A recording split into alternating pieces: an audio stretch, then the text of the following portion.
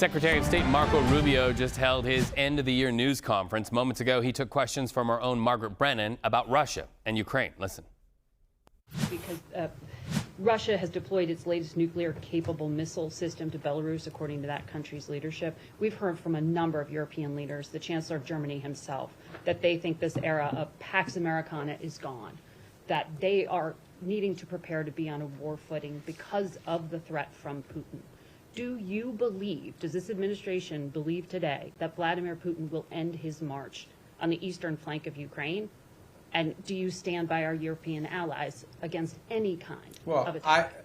Look, we have heard the same concerns from our allies in NATO. It's why we are in NATO. It's why we meet with them. It's why we talk to them all the time. I've spoken to Mark Rutte this year probably 40 times, and he's spoken to multiple people in our administration as well, multiple times. He's been here multiple times. He speaks to the president directly.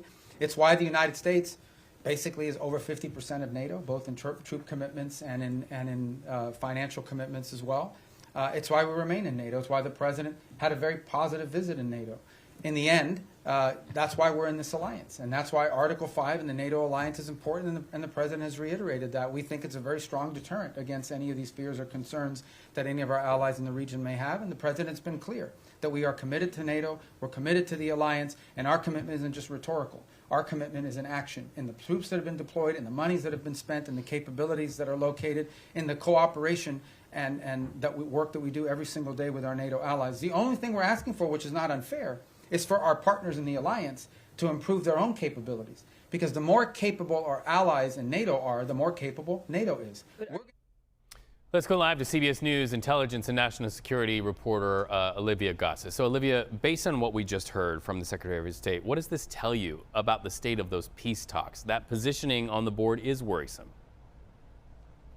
Sure, Reed, and I think that it's worth noting that the Secretary, this was his first and only press conference with journalists here at the State Department since he assumed that role. And he took questions for over 2 hours from every journalist in the room, including our Margaret Brennan, whose question and his answer you heard just there, I think, eliciting a number of sighs of relief from European leaders who have been concerned that the U.S. would not back them in the face of Russian aggression on the European continent. But he reaffirmed that the commitment to NATO is strong and enduring. More broadly on Russia-Ukraine, which he was asked about numerous times, numerous ways, his prevailing message was that the U.S. could only do so much to find the areas of overlap that the Russians and the Ukrainians were adamant about, and that ultimately it couldn't foist an agreement on either Russia or Ukraine. He said that he was hopeful a deal could be reached, but that one might not be reached this week or next month or for the next several months. He said there wasn't a deadline that he could set, but he was also insistent that talks were continuing on an ongoing basis and that the U.S. was the only one in a position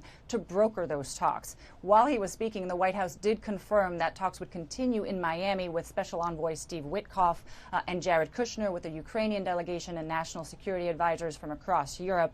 The Secretary was asked if he would also take part in those talks in Miami. He said possibly tomorrow. We know that he is traveling down there after today.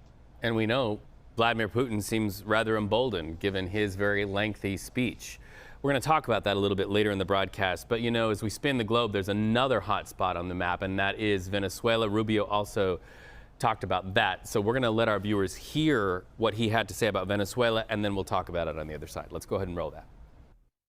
Our goal is regional stability and security in the national interest of the United States. The national interest of the United States, specifically when it comes to Venezuela, is as follows. We have a regime that's illegitimate, that cooperates with Iran, that cooperates with Hezbollah, that cooperates with narco-trafficking and narco-terrorist organizations, inclusive not just protecting their shipments and allowing them to operate with impunity, but also allows some of them to control territory, the ELN and the FARC-D. Okay? The ELN and the FARC dissidents operate openly. They have like open camps that they control territory inside of Venezuela. That is our national interest, and that is what this is focused on. And that's what the president's been focused on. And so we remember in recent memory the Coast Guard overtaking that sanctioned oil ship. At the time, they said that that ship was a part of getting oil into the hands of Iran. Mr. Rubio talking about the interests of our national security. What's your take on all of that? That's right. There was a bit of updated language from the secretary, who, as you can imagine, was asked multiple times, multiple ways about Venezuela as well. He answered questions in both English and Spanish from numerous journalists who were trying to get at the U.S. policy there, asking him point blank, is the policy to see Maduro's ouster? Is the policy regime change in Venezuela? And that answer that you just heard there was a version of one that he gave several times. He sidestepped the issue of whether the ouster was necessary, including of Maduro and of his associates, which was what Margaret Brennan was also asking from the front row there. He was also asked at one point whether he believed that the U.S. Congress needed to be in accordance, needed to be asked for support by the administration should land strikes be carried out. And on that one, he said he wouldn't speculate about something that hadn't happened and possibly would never happen, sort of distancing himself from the possibility of land strikes that the president has raised several times. But he also said thus far there has been nothing that has required congressional approval that the U.S. has done vis-a-vis Venezuela to date. Pretty fascinating to see the cards as they come from his perspective. Olivia Gazis, always great to talk to you. Thank you so much for making the conversation smarter.